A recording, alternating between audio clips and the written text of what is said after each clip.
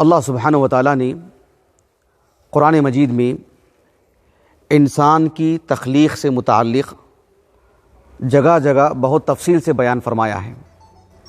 اللہ سبحانہ و تعالیٰ نے انسان کو کن اشیاء سے پیدا فرمایا، انسان کی مزاج میں کیا کیا باتیں ہیں، انسان میں کیسی کیسی کیفیتیں ہوتی ہیں، اللہ تعالیٰ نے کئی جگہ پر قرآن مجید میں فرمایا۔ ایک جگہ پر اللہ تعالیٰ نے سورۃ النساء میں کہا یرید اللہ ان یخفف عنکم وخلق الانسان ضعیفا۔ اللہ تعالیٰ نے ایک اور مقام پر فرمایا سورۃ الاسراء میں وَيَدْعُ الْإِنسَانُ بِالشَّرِّ دُعَاءَهُ بِالْخَيْرِ وَكَانَ الْإِنسَانُ عَجُولًا۔ اللہ رب العالمین نے سورۃ المعارج میں بیان فرمایا إِنَّ الْإِنسَانَ خُلِقَ هَلُوعًا إِذَا مَسَّهُ الشَّرُّ جَزُوعًا وَإِذَا مَسَّهُ الْخَيْرُ مَنُوعًا۔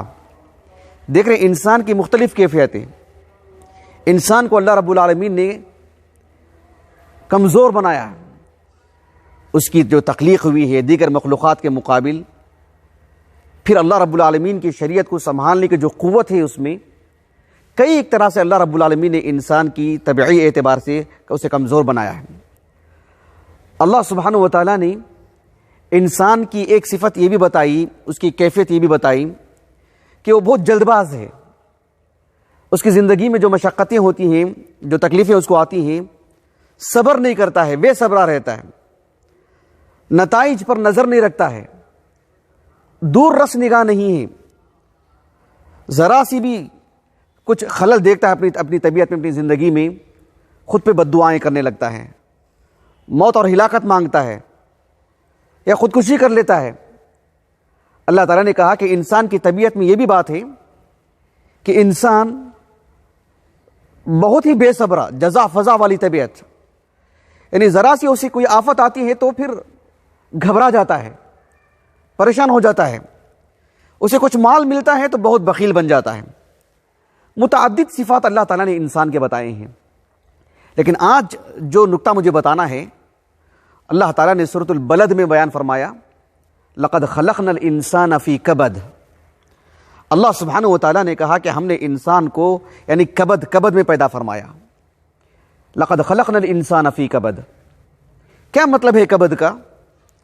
عربی زبان میں اس کا جو عام معنی ہے، اہل اللغہ کہتے ہیں یدل علی شدۃ فی شیء وقوہ۔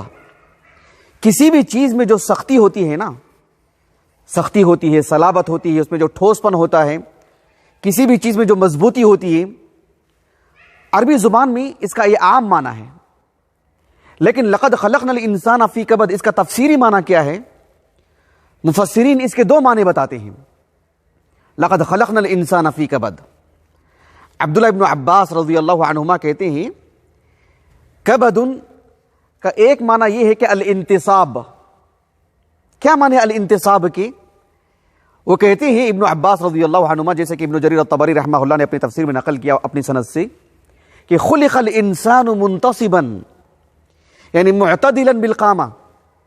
آپ دیگر جانوروں کو دیکھیے اللہ تعالیٰ نے کیسے پیدا کیا، ان کو کیسے بنایا، ان کو کیسے چلتے ہیں وہ جھک کر کے، لیکن خلق الانسان منتصبا، اللہ نے انسان کو ایسے پیدا کیا کہ کھڑ کر کے چلتا ہے، سیدھا کھڑا ہو سکتا ہے، وہ سر اٹھا کے چلتا ہے، وہ دیگر مخلوقات کی طرح نہیں، پرندوں کی طرح، جانوروں کی طرح۔ اللہ تعالیٰ نے انسان کو لقد خلقنا الانسان فی کبد، ہم نے انسان کو معتدلا بالقامہ، ٹھیک ٹھاک متوازن طریقے سے کھڑ سکتا ہے، وہ ہم نے ایسے پیدا کیا انسان کو۔ ایک تو اس کا یہ معنی بتایا گیا۔ ایک دوسرا معنی جو ابن عباس ہی نے کہا رضی اللہ عنہما کہ لقد خلقنا الانسان فی کبد، فی کبد، الکبد ای المشقہ، کبد کے معنی مشقت کے، یعنی ہم نے انسان کو مشقت میں پیدا کیا، یعنی انسان کی زندگی میں مشقتیں ہی مشقتیں ہیں۔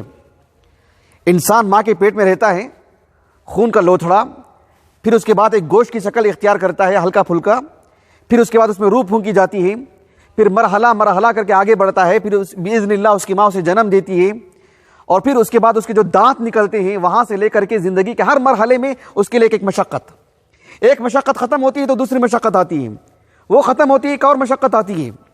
ابن عباس رضی اللہ عنہما نے کہا لقد خلقنا الانسان فی کبد، کیا معنی فی کبد کے؟